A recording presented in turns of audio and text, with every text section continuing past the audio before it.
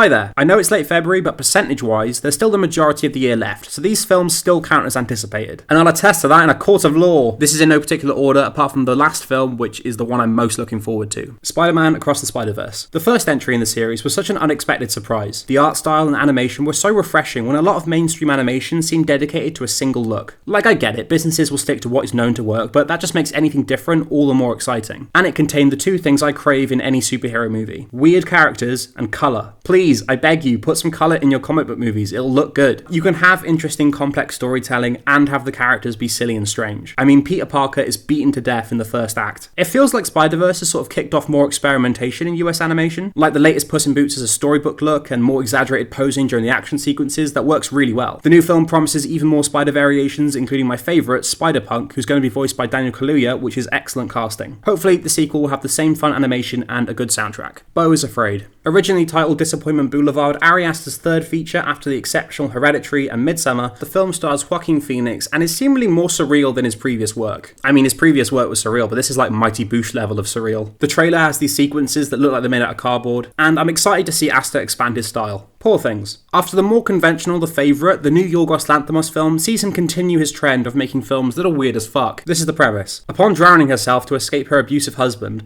a woman has her brain replaced with the brain of her unborn child with the help of her father. If anyone can make it work, it's Lanthimos. Havoc. Havoc is the latest film from Welsh director Gareth Evans, whose previous work includes the gold standard of action cinema, The Raid and its sequel, which he followed with the excellent Welsh folk horror Apostle. Not much has been released about this film apart from the cast list and that it's shot in Wales, but the director's previous work has been so impressive that I'm definitely going to check it out. We're also getting two new Wes Anderson films. The first is Asteroid City. Set in the 1950s at a stargazing camp, it has a sprawling ensemble cast, including Anderson regulars and some new faces. I can see the setting being very fitting for a Wes Anderson story. Like Moonrise Kingdom is set in the 60s and that's one of his most pleasing films to look at. Anderson's style is often criticised or reduced to just symmetrical shots and Futura fonts, and while he does utilise these things, no one does his look like he does. I remember when watching The French Dispatch, and while that isn't my favourite film by him, the staging is perfect and it all just looks so gorgeous. Not much has been released about this movie, so we'll just have to wait and see. Then later in the year, he's releasing another Roald Dahl adaptation, The Wonderful Story of Henry Sugar. His previous adaptation, the stop-motion Fantastic Mr. Fox, is fantastic. Anderson seems to fit really well into Dahl's world. Like The French Dispatch, it's an anthology, with Benedict Cumberbatch's Henry Sugar acting as a through line throughout. And Richard Ayoade's going to be in it, which just seems so right to me. It makes sense. The Last Voyage of the Demeter. This Dracula adaptation focuses on his journey to England aboard the Demeter as he slowly picks off the crew. Andre Overdahl has a distinct gothic style to his film, so I think he could do a really good job with the story. Javier Botet is playing Dracula, who has a vast catalogue of creature roles behind him, and I'm glad he's getting to do his own take on one of horror's most famous monsters. The cast also features David Dastmalchian, Aisling Franciosi from The Nightingale, which is an incredibly fucked up movie, and Liam Cunningham, an actor who feels like he was washed up on a beach somewhere and someone told him to act. I'm really excited for the version of this film that I've come up with, of a mixture of The Lighthouse and Alien, and if it's not that, well, shame on me for not directing the movie. Maybe my most anticipated horror movie. Hopefully it's good. Inside. Willem Dafoe is an art thief who gets trapped inside a penthouse during a job. Sometimes less is more, you know? A simple setup can allow for the writing and acting to take centre stage,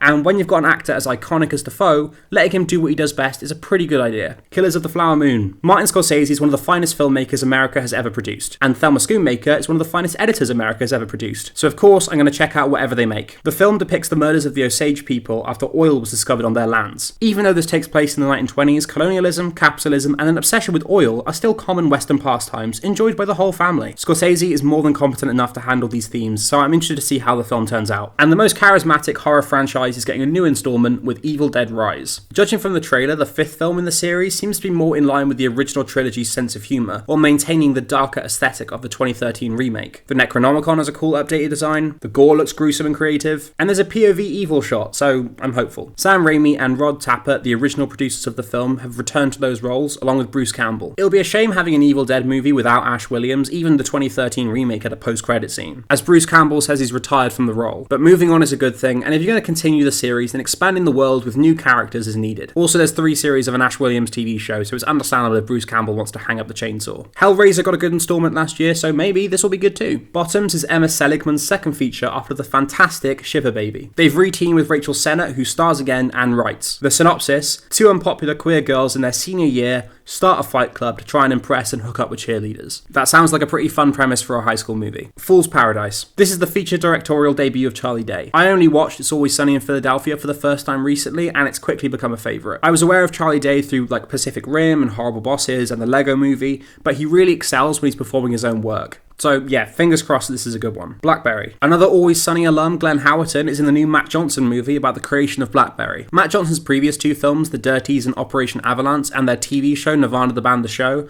all utilise a found footage style mixing actors and real people. They all work really well, with Nirvana the Band the Show being an insane experience. I can't recommend it highly enough. It's not been made clear if Blackberry continues with this style or if he and cinematographer Jared Rabb are going for something different, but regardless, colour me interested. I'm not sure if this is being released this year or next, as it's only just entered the film festival circuit, but I wanted to mention it in this list just in case it does come out this year. Also, Viceland, if you can release the third season of the show, that'd be amazing. Thank you. Tetris isn't a feature adaptation of a property like the Lego Movie or Barbie, but about how the international distribution rights were acquired during the Cold War. Now, I like Taron Egerton, I love seeing a Welsh person doing well, I like Toby Jones, he's great in everything. I like Tetris. It's a good game. Hopefully, I'll like the film as well. The trailer features these cool pixel art inspired visuals, and I hope these are in the final film and not just for promotion. And the movie I'm most looking forward to in the year of our Lord 2023 is, of course, Barbie. Throughout last year, set pictures kept popping up of the cast in vibrant costumes, and it built a real sense of hype in online film communities. The teaser trailer was released recently with a parody of 2001: A Space Odyssey, but instead of the monolith, it's a giant Barbie, which gives an insight into what the tone of the movie might be. Margot Robbie and Ryan Gosling are a great fit for the main Barbie and Ken. I mean, they both look like they've been sculpted by God herself, but they both have a very charismatic screen presence. The script has been through many different versions and iterations, cycling through writers and leads before Gerwig and Noah Baumbach's script was greenlit. In my opinion, Greta Gerwig is the perfect choice to direct a project like this. She's had back-to-back bangers with Lady Bird and Little Women, both of which are focused on the relationships between women and the horror of trying to fit into this world, and she's brought significant depth to her roles in front of the camera, being able to find the balance between the tragic and the comedic. I love an atypical directing choice, and after Phil Lord and Chris Miller's Lego Movie proved that literally anything can be a good film as long as you have passionate creatives behind it who have a unique perspective on the property, there's no reason why this can't be brilliant as well. All this movie has to do to be my favourite is have some iconic looks, himbo Ryan Gosling, and Barbie having an existential crisis. From the trailer and promotional images, it looks silly and camp, and after the last few years we've had,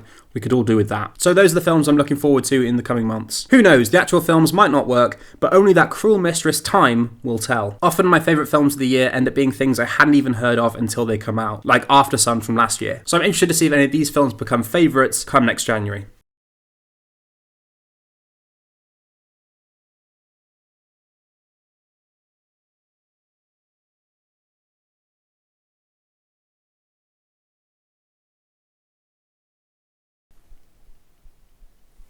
Cheers, bye.